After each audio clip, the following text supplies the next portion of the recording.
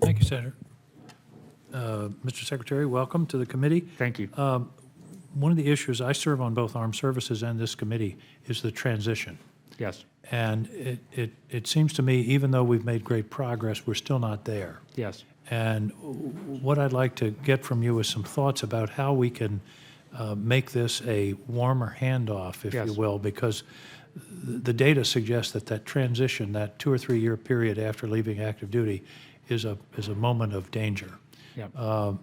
And so I wondered if you had some thoughts about some things we might be able to do to make this a more effective process Yeah. in order to protect our veterans. Yes.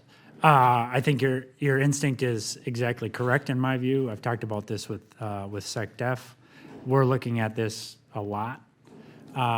I worry sometimes that we think the answer is to overload the transition, the TAP program. Yeah, handing a veteran a 300-page Yeah. form is not the answer. Right. As you know, I'm not a vet, but I've signed out of jobs before. Like when I was leaving the White House, I signed a lot of different things, but I wasn't going to go to any extra thing that I didn't want to go to. So what we think very strongly is we need to fit our programming and our opportunities into veterans' lives through a customer experience journey, rather than make them fit our stuff on our schedule and our form. So we're making good progress on this, and that may mean that we're talking to veterans outside the TAP program, and we're using the program, using that time, as you say, in that year to 3 years after they've transitioned to establish a connection with them. Well, one suggestion that I've been looking at is, right now, an active duty service member has to opt in to have their data conveyed to the Veterans Right. Service Officer in the state. If we made that an opt-out, it would probably increase the amount of contact. My vision is, frankly, someone meeting the veteran at the airport, Yes. saying, welcome home, here are some resources, here's my number, here's the VA number. I mean, but we have to be able to contact the veteran. Now, if they don't want to be contacted, that's fine. Yeah. But we've got this cadre of VSOs and people out there that are very willing to help, but we've got to make that connection easier. We're in conversations with the National Association of State Directors of Veterans Affairs. on That this. would be the contact, I think. Yeah, so we've not been a first-rate partner to our state partners on this. We give them data, it's not readable, it's not usable. We're trying to make that better. Here's a So- suggestion. When I was governor, I'd call our state's 800 numbers just to see what Yeah. I got as a consumer. Yeah. I think, think of yourself as the customer is a good way to approach something like this. Well, these state directors of Veterans Affairs in each of your state, we're working with each of them in each of your states. They're not shrinking violets, and we're hearing from them that we've not been a good partner. We're working that because we do think that ready handoff is really important. Just in a limited time, couple of points.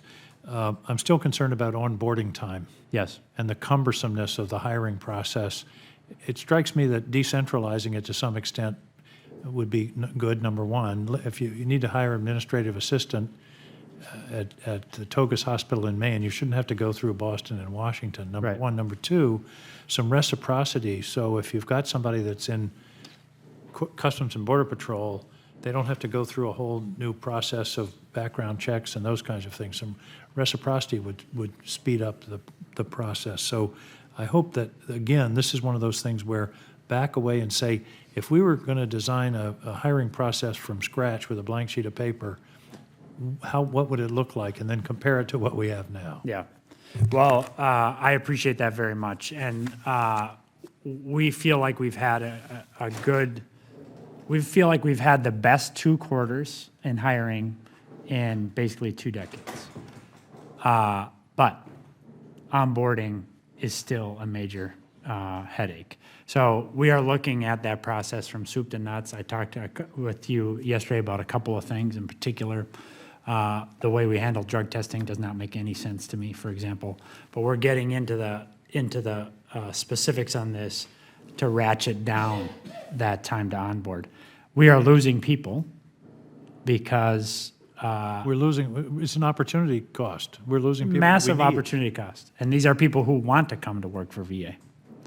And we shouldn't make it so hard. And so we've, our time to hire is coming, our time to onboard is coming down. Good. But it's coming down in some places, in some VISNs, from 4 months. Yeah. Nobody can take a job and then not be paid for 4 months. Okay, so we're on this. I'll continue to report to you on it. Please. But some of those things that you're talking about are things we're looking at. Deploying, moving authority to hire to the field,